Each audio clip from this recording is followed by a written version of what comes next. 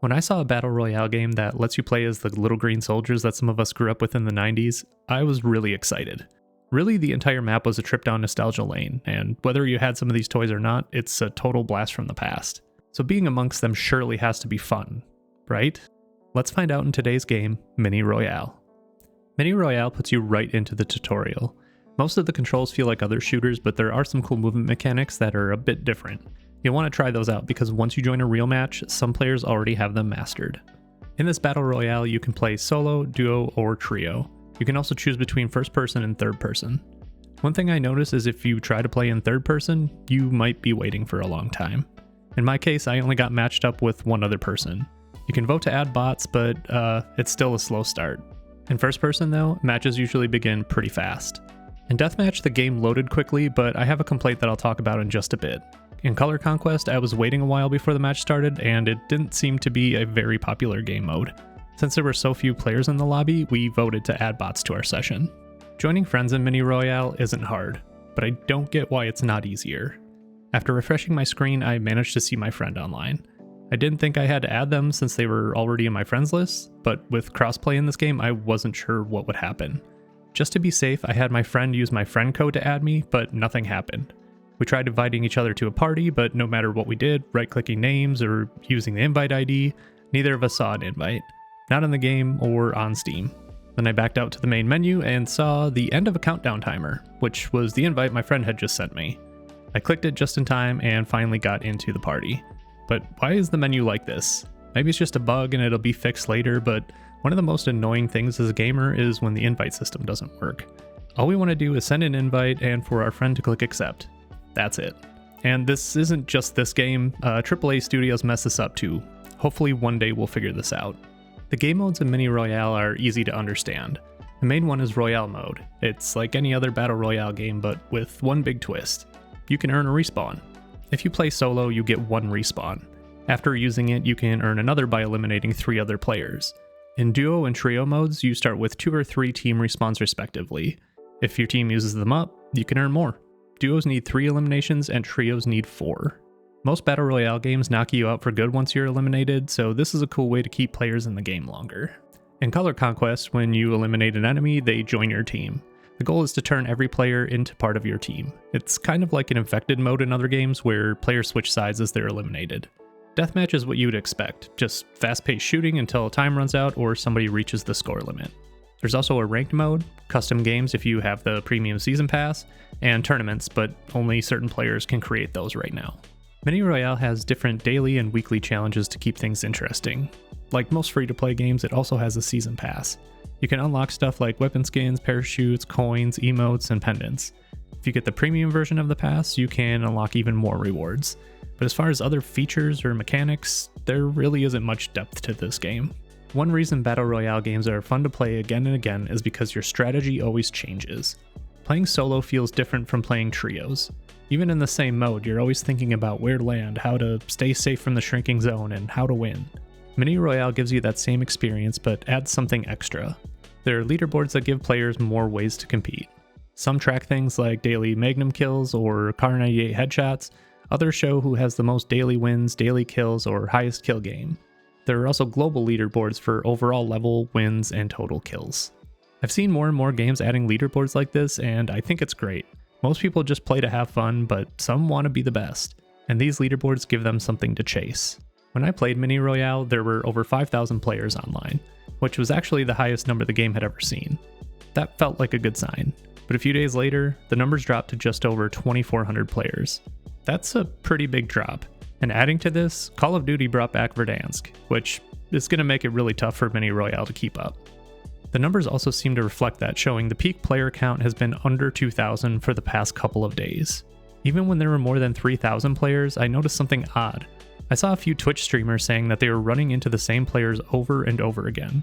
That means the matchmaking system might need some work.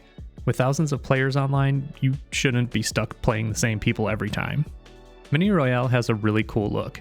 There are a few different maps that drop you into places like a kitchen, a sandbox, a classroom, and probably the best one, a playroom. From just one match, it's clear the playroom map got the most love from the devs. It's full of classic toys, and running around them gives you a big hit of nostalgia. It makes a great first impression. This game also has upgrade vending machines.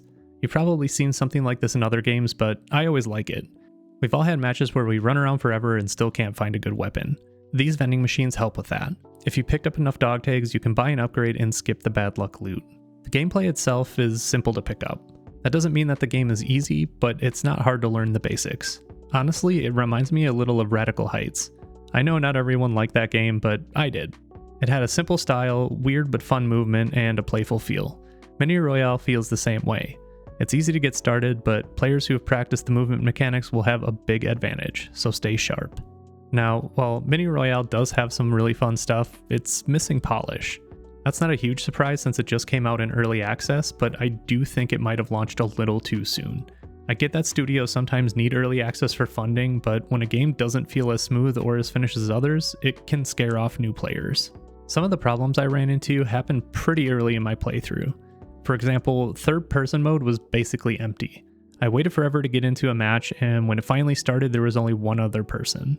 On top of that, the character looked kind of weird in the third person. Movements didn't feel smooth or natural, so hopefully that gets better over time, but for now it's worth pointing out. Another big thing that bugged me is you can't look at the scoreboard after you're eliminated. Like in Deathmatch, if I wanted to check how I'm doing, I have to wait until I respawn. Most of the time I don't care about checking the stats during a fight because I'm too busy trying to survive. But if I'm out, let me look. It's wild that you can't. Speaking of Deathmatch, there's a huge problem with the spawn points. Players basically spawn on top of each other. You can camp one spot and keep taking people out as they show up. It's not fun for the people being eliminated, and honestly, it's not fun for the people doing the eliminating either. Plus, someone can spawn right behind you the second you spawn in, which makes things way too chaotic. But here's my biggest issue with Deathmatch. Players who are waiting for a different game mode get dropped into an active Deathmatch game. If queues are slow, I get wanting to give people something to do, but if I only want to play Deathmatch, I shouldn't be in a match with people who are just passing through. It messes with the flow. You can't learn your enemy's style, people are leaving and joining all the time. Again, it's just chaos and not the fun kind. Finally, we have to talk about microtransactions. Some of them feel kind of crazy. A cape or a full skin costs about $10 since you need to buy 2,000 coins for $9.99. That's assuming you don't already have coins from the battle pass. And don't even get me started on the coloring buckets. They're consumable, which means once you use one to change your character's color, it's gone. At least I think that's what they do. I can't say that with confidence since there isn't a description of what they do on the item itself. If that's the case and you want to change it again, pay again. 3 of those buckets will cost you another $10. That just doesn't feel worth it to me. At first, Mini Royale had me excited. The nostalgia hit hard and I thought this game was going to be a lot of fun. But after spending more time with it, I realized I just wasn't that into it. I'm just not that into you. It's not that the game is boring, like it has some cool ideas, but with so many other games out there that feel smoother, faster, and more complete, it's hard to want to stick with this one. When I play a game, I want to be pulled into the action. I want to be excited to come back. Mini Royale didn't do that for me. And when a game doesn't keep your interest, it's tough to justify spending more time or money on it. The way Mini Royale is right now, I don't think that I'll be returning to it. It doesn't mean that I would never come back to it, but fixing the issues I mentioned earlier would be a great start. And if the player base survives while they continue in early access, that will obviously play a much larger role. But in time, I do see promise here. It's just a matter of how they decide to execute. I really wanted to like this game, but after playing it for a while, I just didn't. I still think Mini Royale could be something special, but right now all of the things that I mentioned are really holding it back. It definitely needs more time in the oven. That's why I'm giving Mini Royale a 2 out of 10, which puts it in F tier. If you're thinking about trying Mini Royale, I've added links to the store page in the description. If you like this video or you agree with the F tier rating, hit that like button. If you have a free-to-play game you'd like me to review, or if you plan to play Mini Royale, let me know down in the comments. Also, don't forget to click the video link on your screen, because the next game might be your new favorite.